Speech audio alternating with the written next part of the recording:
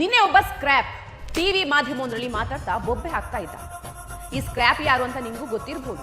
ಅದೇ ಆ ನಾಯಿ ಮಾಂಸದ ರೂವಾರಿ. ಈಗ ನಿಮ್ಗೆ ಈತನ ಪರಿಚಯ ಆಗಿರುತ್ತೆ ಅನ್ಕೋತೀನಿ. ವಿಷಯಕ್ಕೆ ಬಂದ ಲವ್ ಜಿಹಾದ್ ನಡೆಸುವ ಜಿಹಾದಿಗಳ ಹುಟ್ಟಡಗಿಸಬೇಕಾದ್ರೆ ನಮ್ಮ ಹಿಂದೂ ಯುವಕರು ಕೂಡ ಅನ್ಯಮತೀಯ ಯುವತಿಯರನ್ನ ಮದುವೆ ಆಗ್ಬೇಕು, ಆಗ ತನ್ನಿಂದಾನೇ ಲವ್ ಜಿಹಾದ್ ನಿಲ್ಲುತ್ತೆ ಅಂತ ಚಕ್ರವರ್ತಿ ಸೂಲಿಬೆಲೆ ಹೇಳಿದ್ರು. ಇದನ್ನೇ ಪಾಯಿಂಟ್ ಇಟ್ಕೊಂಡಂತ ಕೆಲ ಮಂದ ಬುದ್ಧಿಯನ್ನು ಎದ್ದು ಬಂದ್ರು ನೋಡಿ. ಈ ಬಗ್ಗೆ ಟಿವಿ ಮಾಧ್ಯಮದಲ್ಲಿ ಮಾತಾಡ್ತಾ ರಜಾಕ್ ಒಂದು ಮಾತು ಹೇಳ್ತಾರೆ, ನೀವೇ ಕೇಳಿಸ್ಕೊಳ್ಳಿ.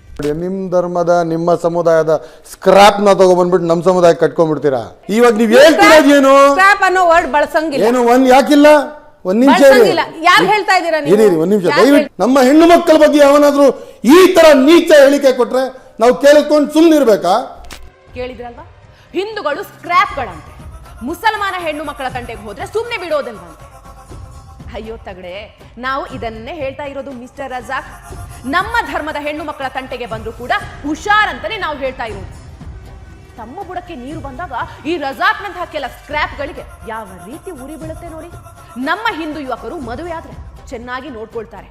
ನಿಮ್ ತರಹ ಜಿಹಾದ್ ನಡೆಸಿ ಸೂಟ್ ಕೇಸು ಅಥವಾ ಫ್ರಿಡ್ಜ್ ನಲ್ಲೋ ಹಾಕಿ ಬಿಸಾಕೋದಿಲ್ಲ.